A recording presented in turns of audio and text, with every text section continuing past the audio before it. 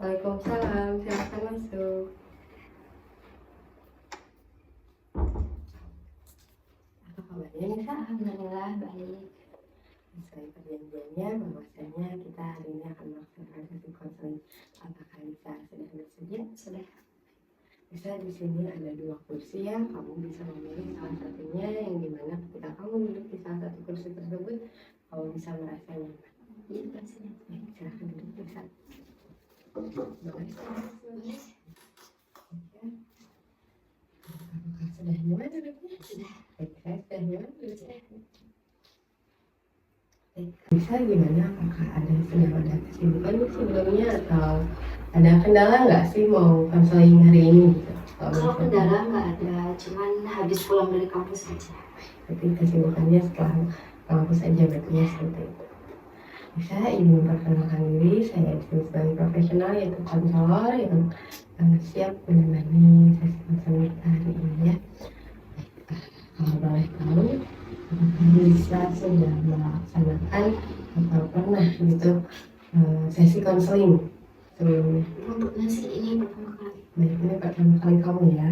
Sebelumnya saya izin menjelaskan apa itu sesi konseling. Jadi sesi konseling ini adalah proses bantuan yang diberikan konselor, itu saya sendiri untuk membantu menyelesaikan masalah klien yaitu kamu gitu ya.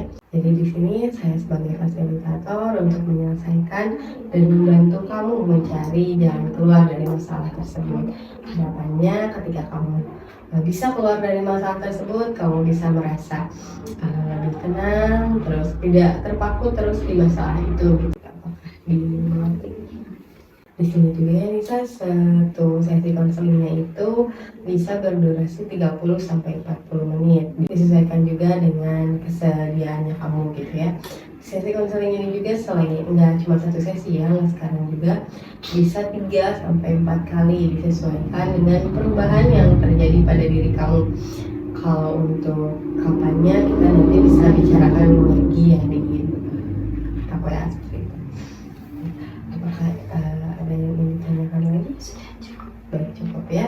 Jadi sebelum ke sesi konselingnya juga di sini ada beberapa yang perlu kita sepakati yang dari sebelum melaksanakan sesi konselingnya. Di sini juga ada beberapa yang perlu kita sepakati, yaitu di sini sesi konseling ini juga mengandung asas kerahasiaan yang dimana perbincangan kita hari ini itu mengandung bersifat bersifat rahasia privasi seperti itu. Kalau boleh saya tahu, jika nanti ada yang ingin tahu gitu masalah ini, apakah diperbolehkan? Enggak sih, cuma saya dan juga ibu aja. Berarti tidak boleh ada yang mengetahuinya meskipun orang tua atau guru atau dosen tidak ada ya berarti. Berarti cuma kita berdaya, maka dari itu saya tidak akan seenaknya untuk menyebarkan informasi yang saya punya ya. Dan selain itu juga di sini ada asas kesukaraan. Kalau boleh saya tahu, intake info yang kamu isi itu dengan keterpaksaan atau kamu datang konseling itu atau dari suruhan orang lain seperti itu? Enggak sih, ini pure dari diri sendiri. Dari diri kamu sendiri ya, berarti kamu yang ingin melaksanakan sesi konseling ini, itu tidak ada tekanan dari luar ya. Jadi intake info dan sesi konseling ini sesuai dengan keinginan kamu sendiri, tidak ada paksaan dari orang lain seperti itu ya.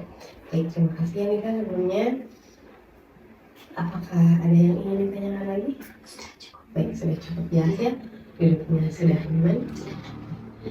Bisa sebelum melaksanakan sesi konseling, saya izin terlebih dahulu untuk mencatat dan merekamnya untuk bahan laporan dan untuk bahan revisi saya seperti itu. Bahan evaluasi saya, apakah dibolehkan? Terima kasih. Baik, bisa kalau boleh saya tahu, apa sih yang ingin kamu selesaikan pada sesi konseling kita hari ini? Ini yang akhir-akhir ini sering saya alamin itu kayak sering murung, soalnya mikirnya tuh kayak selalu pengen jadi orang lain gitu, nggak pernah merasa cukup buat diri sendiri. Baik, berarti kamu merasa tidak percaya diri karena kamu tuh membandingkan atau melihat orang lain seperti itu. Iya, karena pikirannya selalu mengarah kepada kayaknya enak ya gitu jadi orang lain tanpa mikirin diri sendiri gitu. Soalnya kan kalau dibayangin tuh kayak ngenes ya gitu kalau jadi diri sendiri mah gitu, padahal kan yang salah ada tuh diri sendiri bukan orang lain. Kamu merasa sedih gitu ya akan diri kamu sendiri, karena kamu tuh masih membandingkan diri kamu dengan orang lain, padahal kamu tuh tahu gitu bahwa diri kamu itu penting seperti itu. Ya, seperti itu. Kadang juga ngerasa jadi beban juga sih buat aktivitas sehari-hari gitu. Dampaknya juga jadi kadang ngerasa malas aja buat keluar gitu, pengennya ngobrol di rumah kemana-mana gitu. Kamu merasa tidak cukup untuk diri kamu sendiri seperti itu. Karena maka dari itu dampaknya ke kamu tuh kayak kurang motivasi seperti itu, terus malas buat ngapa-ngapain, nggak produktif ya, karena kamu tuh merasa kurang gitu ya. Dan kadang kamu masih membandingkan diri kamu dengan orang lain gitu. Gak ada rasa puas juga, kayak apa yang udah bisa lakuin tuh gak pernah ada rasa kepuasan dalam diri.